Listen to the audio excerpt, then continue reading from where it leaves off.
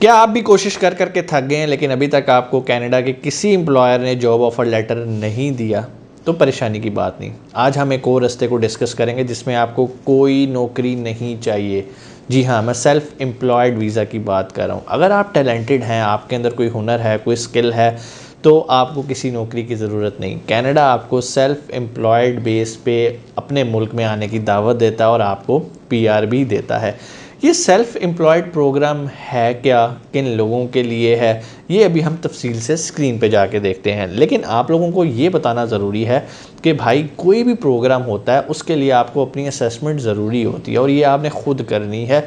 जो तरीका मैं अभी आपको बताऊंगा आपने उस तरीके पे रखना है और देखना है क्या सेल्फ एम्प्लॉयड प्रोग्राम आप लोगों के लिए है या नहीं। और अगर आपको मज़ीद मालूमात चाहिए तो इसकी तफसील नीचे डिस्क्रिप्शन के अंदर लिंक मौजूद है, वहाँ पे जाके मज़ीद मालूमात भी ले सकते हैं, जिसके बाद आप ये फ़ैसला कर लेंगे कि ये प्रोग्राम आपके लिए है या नहीं।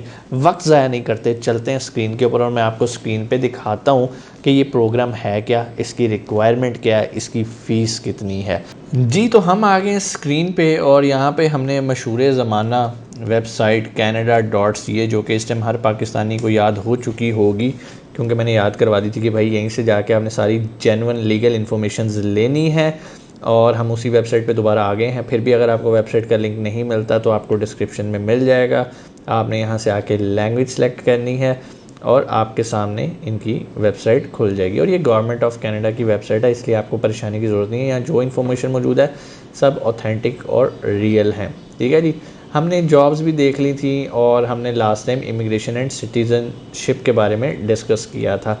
और यहाँ पर हमने इमिग्रेट को सिलेक्ट किया था और इधर आके हमने लास्ट टाइम जो किया था वो स्टार्टअप वीज़ा को डिस्कस किया था। आज हमने जिसको करना है वो है सेल्फ़ एम्प्लॉयड। इसके अलावा यहाँ पर आपको extra centric provincial nominee, Atlantic immigration program, Quebec के प्रोग्राम से रिलेटेड भी मालूमात मिल जाएंगी। लेकिन आज का हमारा मौजू है सेल्फ़ एम्प्लॉयड, यानी कि भाई हमें कोई नौकरी नहीं दे रहा तो हम फिर भी कनाडा जाना चाहते हैं, तो क्या हम खुद से जा सकते हैं, किसी की नौकरी किए बगैर हमें पीआर मिल सकती है? तो इसका जवाब है हाँ, लेकिन उन्होंने कुछ रिस्ट्रिक्शंस और कुछ क्राइटेरिया बनाया है। हम देख लेते हैं उस क्राइटेरिया को। सबसे पहले तो भाई यहाँ से आप इसकी फ़ीस देख लो, क्योंकि सब लोगों ने पहला सवाल यही करना है कि सर इस वीज़ा की फ़ीस कितनी है। तो भाई इस वीज़ा की जो फ़ीस है वो 2140 कैनेडियन डॉलर है और फ़ीस बढ़ती रहती है, कम नहीं होती, यूजुअली बढ़ती ही रहती है। लेकिन जी वीज़ा फ़ीस आपको पता चल गई। अब हम आ जाते हैं about the process. The self employed persons program allows people to migrate to Canada permanently as a self employed. ठीक है भैया, हो जाते हैं, समझ आ गई है। अगली बात हमें बताओ, if you are interested in this program you must have relevant experience in cultural activities और एथलेटिक्स। लो जी, ये दो कैटेगरीज इन्होंने डिफ़ाइन की हैं, एक कल्चरल एक्टिविटीज़ है और एक एथलेटिक्स है। अब ये एथलेटिक्स और कल्चर में क्या आता है अभी हम ज़रा तफसील भी देख लेते हैं। पहले दूसरा पॉइंट पढ़ लेते हैं। Be willing and able to make a significant contribution to the culture और एथलेटिक लाइफ ऑफ कनाडा। मतलब आप इन दो एक्टिविटीज़ में एक्सपीरियंस रखते हो और आप कनाडा जाके उनके कल्चर में और उनकी जो एथलेटिक लाइफ है उसमें अपना कंट्रीब्यूशन दे सकते हो, तो फिर आप सेल्फ एम्प्लॉयड वीज़ा के लिए अप्लाई कर सकते हैं। ठीक है जी, ये तो अबाउट द प्रोसेस हो गया। हु कैन अप्लाई, इसमें तफसील आएगी। Eligibility to immigrate as a self employed person you must have relevant experience. Relevant experience क्या होता है, चलो पहले इसको देख लेते हैं। लो जी, रेलिवेंट एक्सपीरियंस पे आ गई। Your experience is relevant if you have taken part in cultural activities और athletics at a world class level. मतलब भाईजान, अगर आप कोई एथलीट और आपने वर्ल्ड क्लास लेवल पे पार्टिसिपेशंस की हैं तो फिर आप इस प्रोग्राम में एलिजिबल हो। बहुत सारे हमारे भाई स्पोर्ट्समैन जिनको पाकिस्तान में कोई लिफ्ट नहीं कराता, वो मेरा ख्याल है फिर सेल्फ एम्प्लॉयड बेस पे कनाडा चले जाते हैं। ठीक है, और यहाँ पर तो आपको पता ना क्या फैसिलिटीज़ हैं, क्या सर्विसेज मिलती हैं, कैसे हम उनको इज़्ज़त देते हैं, तो फिर उन्होंने भागना ही है। उसके बाद कल्चरल एक्टिविटीज़ को भी आगे उन्होंने एक्सप्लेन किया, हम थोड़ा सा आगे देखते हैं। एक तो ये हो गया being a self employed person cultural activities, और आप इसमें सेल्फ एम्प्लॉयड भी रहे हो। मिसाल के तौर पे अगर आप एथलीट हो तो आप अपना कोई इदारा भी चला रहे हो। अगर आप कोई कल्चरल एक्टिविटीज़ के एक्सपीरियंस रखते हो तो आप कोई उसमें अपना एक्सपीरियंस भी रखते हो कि यार ये मेरा एक इदारा जिसमें मैंने कंट्रीब्यूट किया। डिटेल्स पढ़ लेते हैं कि रेलिवेंट एक्सपीरियंस होता क्या। ठीक है ना, तो for a self employed person means at least 2 years of experience, 2 साल का आपके पास तजर्बा होना चाहिए एथलेटिक्स या वर्ल्ड क्लास लेवल में। It must be during the period starting 5 years before the day you apply. भाई 5 साल पहले अगर आप जिस डेट को अप्लाई कर रहे हो उससे पीछे अगर 5 साल ले लें तो उससे पुराना नहीं होना चाहिए। Ending on the day we make a decision on your application, ठीक है जी। You can get more points if you have 3, 4, 5 years of experience. भाई कम से कम 2 साल है, ज़्यादा होगा तो आपको ज़्यादा पॉइंट्स मिलेंगे। आपको पता है ना कनाडा में पॉइंट्स का सिस्टम चलता है। At a minimum year experience must be for cultural activities 2 points मिलेंगे 1 year periods before self employed income, और 2 1 years periods participating at the world level in cultural activities, or a combination of a 1 year period described in A and 1 year this one, ठीक है जी। Eight I mean your, ये उसने basically experience बताया कि आपका कितना experience होना चाहिए तो आप एलिजिबल हो जाओगे इस प्रोग्राम के लिए, ठीक है जी। ये उसने कल्चरल एक्टिविटीज़ का बताया। एथलेटिक्स का देख लेते हैं। 2 1 years period being self employed in athletics, ठीक है जी, इतना आपका एक्सपीरियंस होना चाहिए।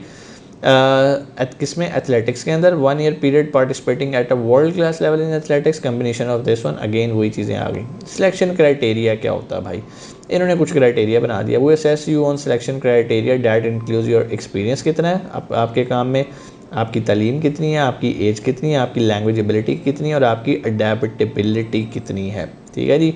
सिलेक्शन क्राइटेरिया में चले जाएँ, चलन जी देख लेते हैं। इसको थोड़ा सा उसने एक्सप्लेन किया होगा।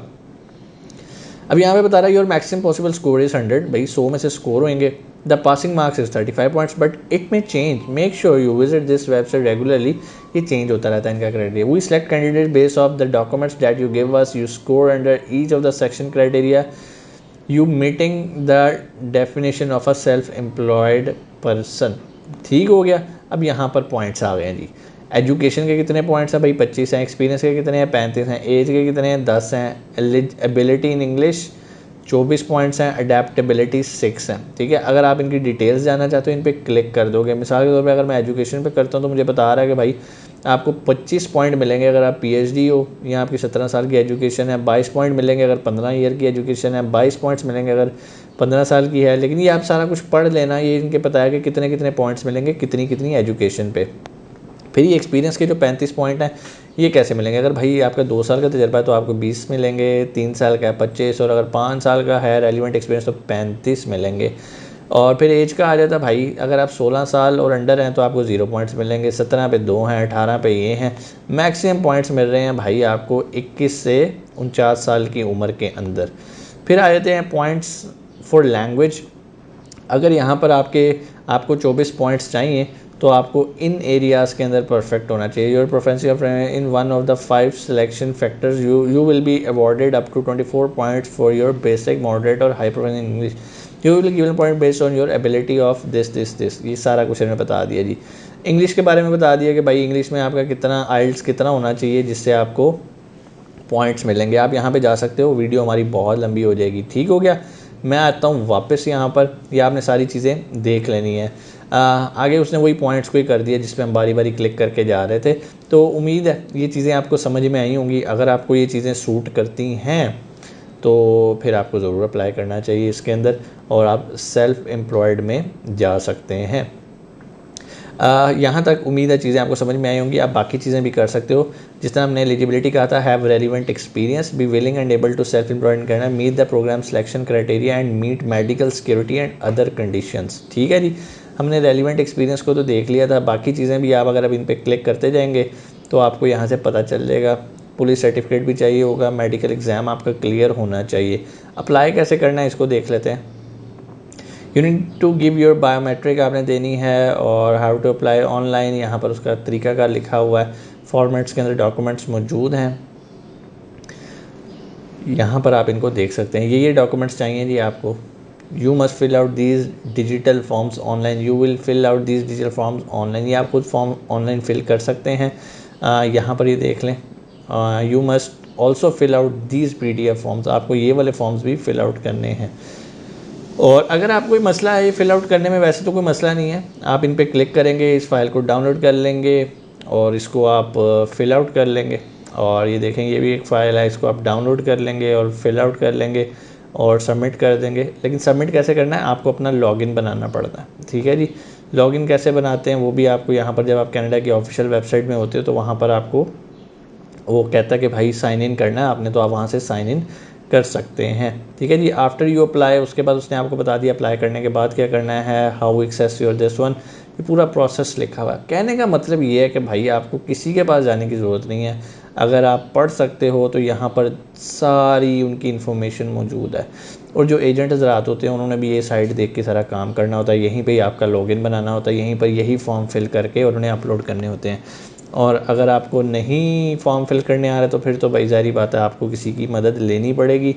और पहली बात मैं आपको ये बता दूं कि आपने हमें कॉल करके तंग नहीं करना, हम सर्विसेज प्रोवाइड नहीं करते, किसी भी तरह की इमिग्रेशन सर्विसेज आपको फॉर्म भी नहीं फिल करके देंगे, ठीक है, क्योंकि ये हमारा डिपार्टमेंट नहीं है, हम दूसरी जगह पर ऑक्यूपाइड होते हैं। तो आपने ख़ुद एजेंट ढूंढना है अगर आपको किसी की हेल्प चाहिए। लेकिन एक चीज़ मैं आपको बता दूँ, ये कोई बहुत महंगा काम नहीं है, ठीक है। मैक्सिमम $200-300 के अंदर ये आपको वो फॉर्म फिल करके आपका केस प्रोसेस करके देना चाहिए। लेकिन हर एजेंट की भाई अपनी फ़ीस है, कोई आपसे 2.5 लाख भी मांग सकता है, 5 लाख भी मांग सकता है। इट डिपेंड्स कि वो कितना एक्सपीरियंस रखता है, कितना पुराना एजेंट है। तो ये चीज़ें एजेंट टू एजेंट वेरी करती है। कोई भी, मैं आपको किसी का भी जो है वो रिकमेंडेशन नहीं कर रहा। इंशाल्लाह आपसे मुलाकात होती है अगली वीडियो में। कोई भी सवाल आप कमेंट सेक्शन में आके पूछ सकते हैं, और अगर आप चाहते हैं कि किसी टॉपिक पे हम वीडियो बनाएं तो आप वो भी कमेंट सेक्शन में आगे बता सकते हैं। अपना बहुत सारा ख्याल रखिएगा। पाकिस्तान जिंदाबाद।